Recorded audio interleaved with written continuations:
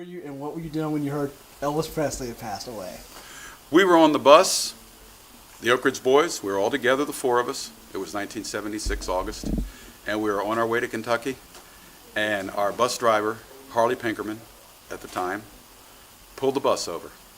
He had heard it on his radio up there in the driver's seat, and we were in the back listening to music. And Harley pulled the bus over, and he shut it down, and he turned around and said, "Fellas, Elvis died." That was a big shock. It was hard to imagine that the king had passed.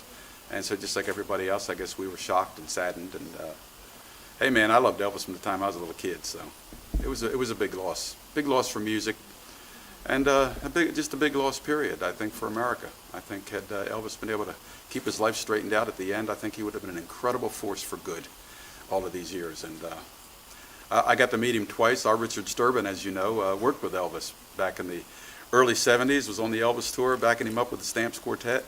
And Richard has a book out too called From Elvis to Elvira, which is a very cool little book, from Richard's standpoint, telling about what it was like working with the king. And I only met him a couple of times, but I think it's a big loss. I miss him.